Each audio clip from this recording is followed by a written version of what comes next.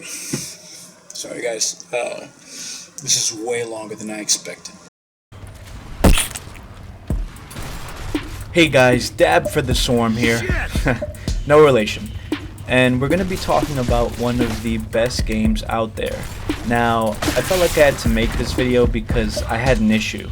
Not many people I know like Gears. When it comes to the multiplayer, the majority of my friends whom have great taste to me don't like this game. I was the only one of the group that fell in love with its intricacy. And when I asked them, the answers were all too similar. Either they thought it was linear, or they felt it was just too difficult. I had a problem with this because my friends are good at competitive gameplay, and they could easily pick this one up. I thought it was a simple fix and convincing, but maybe they just suck. Nah, it can't be. We need to take it back to the beginning of why it's such a love it or hate it kind of franchise. Now let's look at the mainstream stuff we buy every year because you feel you have to jump on the bandwagon. Like the Call of Duty series. Now, I'm going to be using this series as a reference for a lot of this video because I freaking hate this game. Everyone loves and plays it without the slightest bit of judgment. Let's be real here. You're excited by all its obnoxious publicity for no reason. Even I at one point was like, damn, this one's gonna be sick. Now usually the first thing we do is jump onto multiplayer, and from there we start getting good at the small tweaks that happen. We look at that supposed deep weapon customization we want to work for. There's a trend in these games, and although you're used to the repetition of this format, you never really ask yourself if the formula will change in terms of reward. We start out with weak weapons, lack of mods, and have to work to get more powerful crap. This is the truth. You really don't need these buffs, because when you start these games, you're already good at them. They're the same as the last in terms of technical difficulty, and that's fine because don't fix what sells, right? No. Let's be honest here. When you pick up Call of Duty Super Advanced Warfare 6, there's almost no learning curve. You already know the controls and it becomes a job to get your rank up and have that high K to D. When your friends are over, you want to show off your skills and how you can carry the team. You want the end of the game to show you are the best. And when it doesn't happen, the expected excuses arrive like, this weapon sucks, or my personal favorite, where's my team? You even show the weaker players K to D. It becomes a constant struggle for competing for better numbers, but nobody asks the question, if this is our thought process, why multiplayer? Not once do you go against an opposing team and actually feel like there is any form of communication. You look at the name of the guy you just killed and feel it's a +1 on your scorecard. My point is, this is our constant thought process. What's the point if we aren't working as a unit? What's the point if we don't see these players we're playing with as players? Well, the answer is the same. It's fun.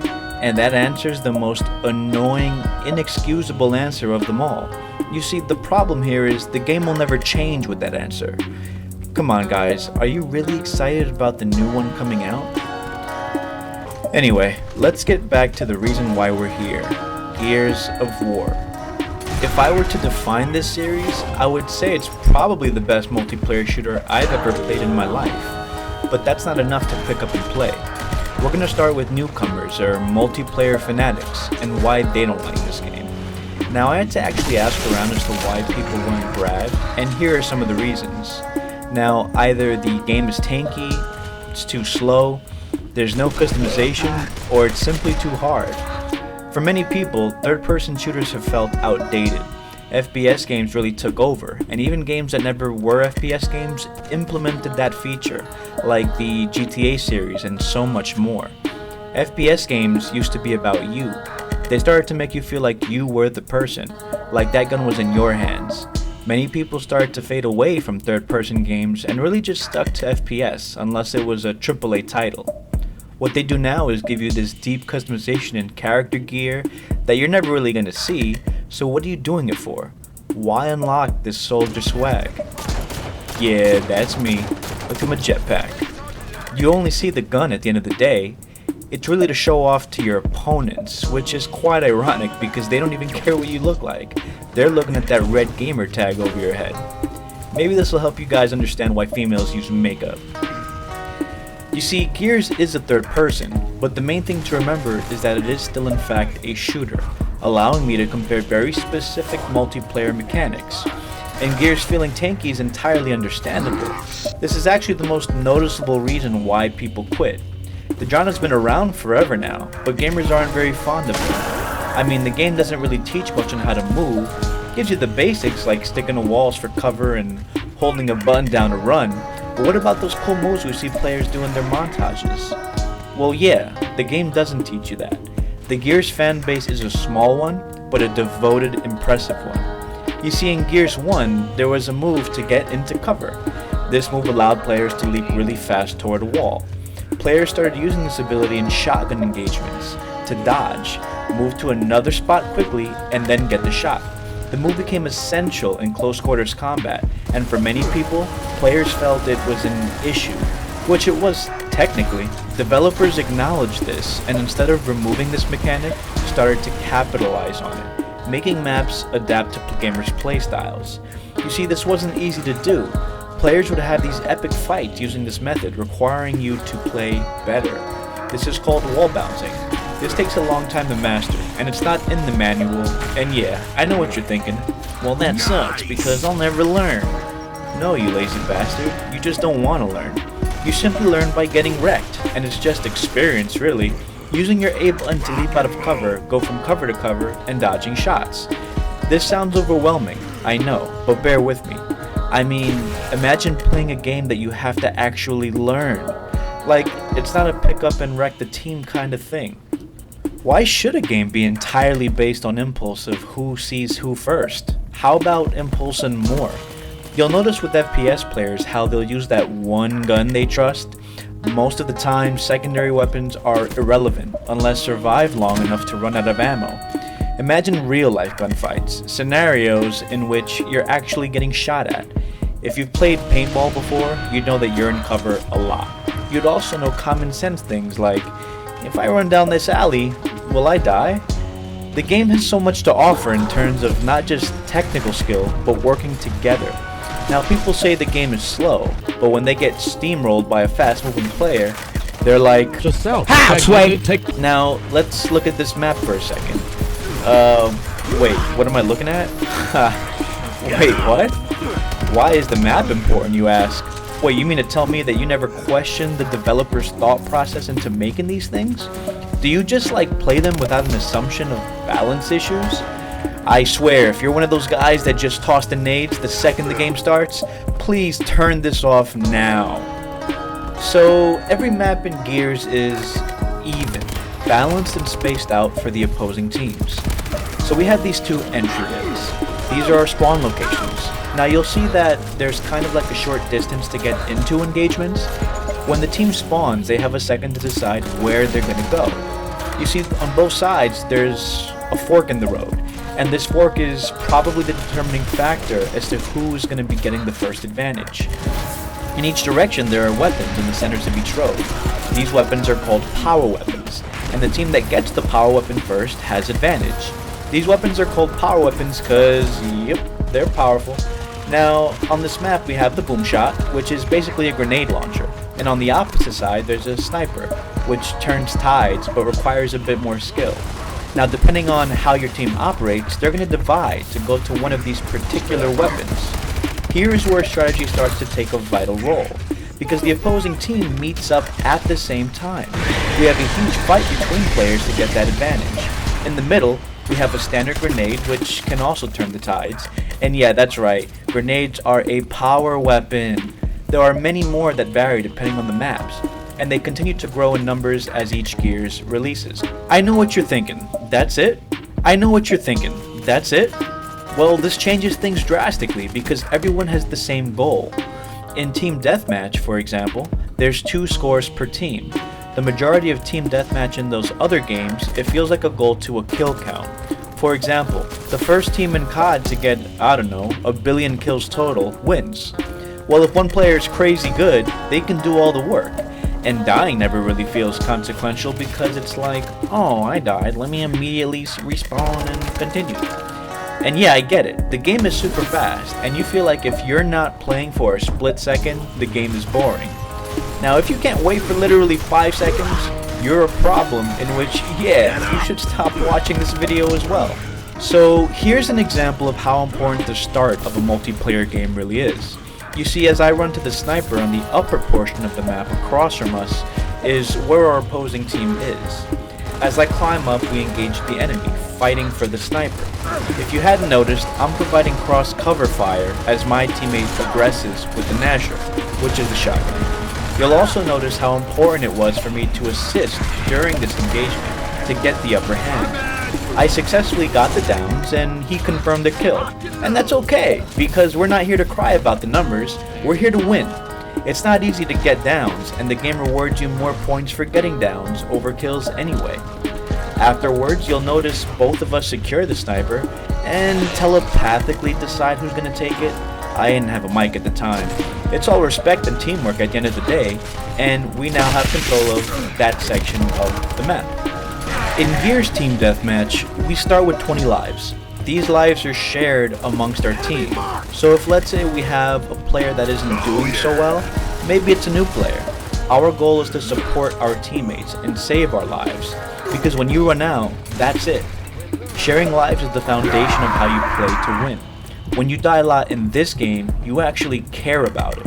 Your life feels valuable because the lives are spared between you and your comrades. And oh boy, is it the most intense thing ever trying to win against the other team when they have the upper hand. The tension ends up in leading to epic clutches. This means somehow cleverly winning an outnumbered losing battle. Some guys will even mess with you, assuming they won, when it's not over yet. Now this all seems subjective until you actually experience the struggles with your guys. Some would say supporting your team just means being good. Well, yeah, I guess, but there's a way to be supportive in Gears. Let me ask you something. How many times have you consecutively managed to kill multiple players without dying, even though they were all around you? A lot, I bet. See, that doesn't fly in this game. We aren't playing peekaboo. The characters have more HP, requiring you to be more accurate and consistent for a longer period of time. You're not gonna die instantaneously unless you were shot in the face with a shotgun. It also doesn't help when spawn camping happens. Now, I'm gonna post a link of YouTube videos of spawn campers that deliberately teach you how to cheat the game. You can pause this really quickly and watch some of those. I cringed at how poorly designed this was. Like, these developers have been making the same franchise for how freaking long? Why is this still happening? The metagame in COD is to literally remember where the players spawn. There are no consequences for spawn campers. All this does is successfully make players rage quit because of how poorly designed and carefree you were about designing your stupid map. I mean, why does a mini-map even exist in multiplayer? Why do I have the ability to see red arrows of where my enemies are? Do they have to hold my hand to everything? What if my team scouted and then spotted the enemies for me to see? Doesn't that make more sense? Oh, and if you bring up UAV, please leave. Now here's when things start to get extremely one-sided, guys. You see, the maps are so well thought out that when you spawn with your team, you have an immunity from the opposing team from any damage they do called spawn protection. This has been in the Gears franchise and many others for a while now, and it's a wonder why games haven't picked up on this as a staple at this time in multiplayer. The spawn protection is for a couple of seconds, enough to get through your location without getting spawn killed. Also enough for any spawn campers to try some nonsense, so you can just get rid of them quickly. I mean, screw those guys, right? Spawn protection is simple, but it's a feature that completely negates players from being annoying and ruining your gaming experience. Guys, imagine a game where they don't exist. You see, COD and many other games can't do this because their maps are so poorly designed in random chaos. You spawn at the most random of places, and players can move super fast, so they'll probably engage before they respawn. In Gears, you're informed of every single thing happening. When an enemy picks up a weapon, you're informed. When your teammate picks up a weapon, you're informed. And there aren't random spawn placements around the map where you and your team are running around aimlessly. The game informs you when the spawns are swapped, so that if your team has been holding their side of the map too long, You'd have to leave and contain, or maybe defend the next spawning power weapon, or spread your team out to potentially cross the opposing team. What's crossing, you ask? In order to understand lingo you may hear from your team, you must first understand the intricacy of your weapons. Yeah, I know what you guys are thinking. What is there to know? Damn, you're going a lot deeper than I thought. Well, yeah man, this game is awesome. Everyone has the same weapons and no customization. That's right, no customization. Besides your gun's color. And you're probably thinking, that's so simple. Well, you're actually right in fact. But if you thought your arsenal was boring or uninteresting, you couldn't be more wrong. Each player spawns with a standard smoke grenade to help negate sniper fire across the map or to simply get from point A to B safely. We have our trusty Lancer, which is the mascot of this game. It covers mid to long range usage and primarily used for cover fire or crossfire, for example. If there's an engagement happening with your team and you're across this engagement at a distance, you can help support ownership of the vicinity by crossfiring, making your support an easy victory, and this weapon's essential for team communication. We have a standard pistol that does as much damage as your trigger finger can manage to tap, and works great for far distances, an extremely accurate weapon. We then have a shotgun, known as the Gnasher. This is a brutal weapon that is not forgiving. It is solely for close range combat, and this is the noob killer. Expect to kill and be killed with this weapon on a constant basis. It takes a lot of time to master, and this is the weapon you're going to be wall bouncing with to get that upper hand. I would stop there with the Gnasher, but I feel like I have to go that extra mile for this. The Gnasher's a problem for many, because even the vets don't grasp how it works at times. When your character holds the gun, you don't necessarily hard aim with it. This is because you lifting the gun to hard aim could be the defining factor between why your opponent shot first. Then people would say, well, how does that require skill? All you're doing is shooting aimlessly. Well, no, this is just part of the metagame. You can't move your character impulsively wall bounce while shooting. Every button mechanic is tested and required to win these engagements. You have to move your character in such a manner that your opponent wouldn't anticipate your next wall location as you shoot them down. Now, there were other starter weapons that Gears made during the Gears 3 era, and players bashed developers for trying to make a difference because it started to make the game easier and, I guess, less balanced? Yeah, you heard right, we didn't want that variety. Each gun is strong and important in their own right, but what if you could make them even more powerful during combat? Oh, my bad, before I shatter your hopes, it's not a stupid mod or perk that makes your favorite gun more broken. Instead, it's a temporary boost that requires good reaction time. You tap right bumper to reload, by the way. If you notice while reloading, there's a gauge below the gun icon, which moves rather quickly. If the reload button is pressed again within that small white frame, he'll reload quicker. This may seem like something unimpressive, but naturally typing within that gauge is extremely important and crucial to getting better. Bullets are also way stronger. The radius of each bullet also increases. Why is this? While going back to reloading, there's an even thinner part of the gauge. If pressed on time, you reload even faster. Now, if you reload within the white line, you also get a damage buff on your gun for whatever remaining bullets you just reloaded in the clip. Now, this isn't just a redo if you make a mistake. If you fail to reload this way, your gun will jam, resulting in your character vigorously trying to repair it, making the reload take longer than normal. This mistake can cost games, such as helping your teammates in engagements or getting caught yourself. This is known as active reloading. When you play a game as in-depth as this, you're going to be getting very used to active reloading, and it's going to be second nature when playing multiplayer. It's crucial for survival and crossing. It also helps during those Gnasher engagements, giving a damage advantage. Not only was this crucial strategy, but also impulsive and reactionary all in one. And you're saying to yourself, that's not a big deal, so what? Well, let's do a comparison quickly. Do you remember when COD had an ability you can add to your weapon? It was called Sleight of Hand. If you weren't around yet, it was the stupid perk you can use which basically allowed you to reload your weapon extremely fast. Again, why am I bringing this up? Well, the ability was removed because the advantages players had to reloading was very powerful and almost a staple in competitive play. The point is, Gears still has this ability, Gears still has a damage buff to your weapons, but it requires something many games don't acknowledge anymore, because customization of your player is taken over. That's something, you guessed it, it's acquired skill. You see, getting good at Gears didn't mean grinding your weapon or character until you got the next perk. It was already available if you were good enough. If you practiced your shortcomings and got better with each mechanic, the game's potential is endless.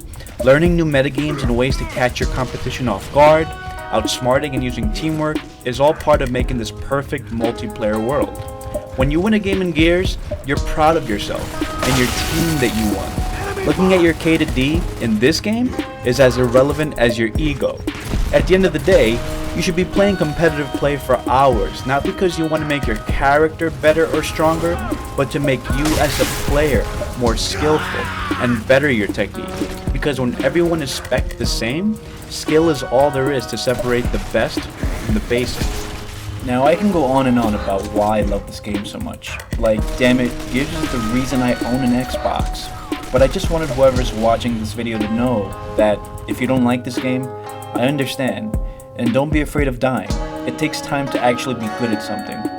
I just want more people to appreciate the effort and brilliance of this game. Remember that you're not alone. Gears 4 is right around the corner. And if you liked anything you saw in this video, you'll be part of the coalition. I'll be doing a lot more one-sided videos, guys, so subscribe.